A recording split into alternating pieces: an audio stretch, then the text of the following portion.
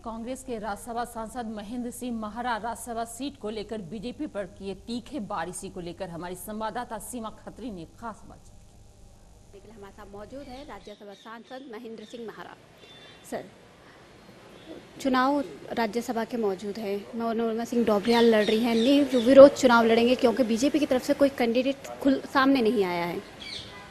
नहीं, देखिए, ये हमारे केंद्रीय नेतृत्व का फैसला है और जहाँ तक राज्यसभा कैंडिडेट जो हुई हैं उनका एक बहुत बड़ा लंबा एक इतिहास कांग्रेस में रहा है। तो पहले मेयर रह चुकी हैं और कांग्रेस में, महिला कांग्रेस में अध्यक्ष भी रह चुकी हैं।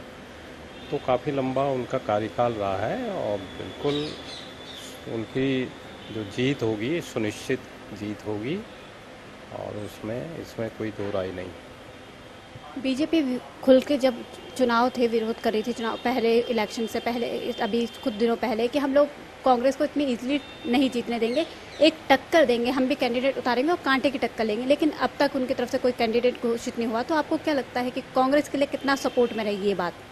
देखिए, हमेशा उनकी कथनी और करनी में अंतर रहा। ये बीजेपी का एक बहुत पुराना इतिहास है और वही आज किया जाएगा उनके माध्यम से। इसलिए मैं समझता हूँ कि अब उनके पास ऐसा कोई चारा नहीं है कि उनका कैंडिडेट राज्यसभा के लिए तैयार हो। कल कैबिनेट, मोदी कैबिनेट मिली है फिर से, लेकिन उत्तराखंड के किसी भी सांसद को कोई जिम्मेदारी नहीं देगी, जबकि उत्तराखंड से 3 पूर्व मुख्यमंत्री रहे। तो ये कितनी निराशा की बात आप उत्तराखंड के लिए देखते हैं कि ये तो बहुत बड़ा आश्चर्य है, क्योंकि इतना बड़ा आश्चर्य है कि 3 सांसद देने के बाद भी एक पूरे प्रदेश को छोड़ दिया जाता है। अब वैसे ये उनके पार्टी का सवाल है, इसमें ज़्यादा हम कुछ नहीं कहेंगे, परंतु बहुत ज़्यादा उत्तराखंड की उपेक्षा की गई है, ये ज़रूर कहूँगा। कल उत्तराखंड को 14 साल पूरे हो गए हैं। आप इन 14 सालों में उत्तराखंड को कहाँ देखते हैं कि उत्तराखंड 14 साल से कितना डेवलप हुआ है? देखिए, 14 साल में काफ़ी डेवलपमेंट हुआ है उत्तराखंड में। ये नहीं कह सकते हैं कि उत्तराखंड में डेवलपमेंट नहीं हुआ है, बहुत ज़्यादा हुआ। मैं 2002 से माननीय नरेंद्र तिवारी जी की कांग्रेस में जो सरकार थी उसमें मंत्री के रूप में मैं 5 साल रहा और 5 साल में हमने जो प्रोग्रेस की वो कहीं ज़्यादा थी।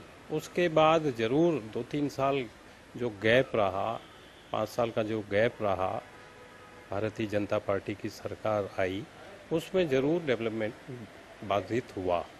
परंतु उसके बाद फिर कांग्रेस सत्ता में आई तो आज पूरे जोर शोर से जिस तरह से काम हमारे मुख्यमंत्री माननीय हरीश रावत जी प्रदेश में कर रहे हैं, उससे बहुत ज़्यादा उम्मीद है और जो दिखाई भी दे रहा है ज़मीन में और आगे को भविष्य में भी एक बहुत उम्मीद बन रही है कि बहुत जल्दी हमारा उत्तराखंड डेवलपमेंट में, विकास के कार्यक्रमों में आगे हो। पिछले साल उत्तराखंड में आपदा आई थी और 1 साल से ज़्यादा हो चुका है। तो क्या लगता है कि उत्तराखंड में जो नुकसान हुआ था उसकी भरपाई कहीं ना कहीं हो पाएगी इतनी जल्दी? नहीं, देखिए, बहुत तेज़ी से हो रही है।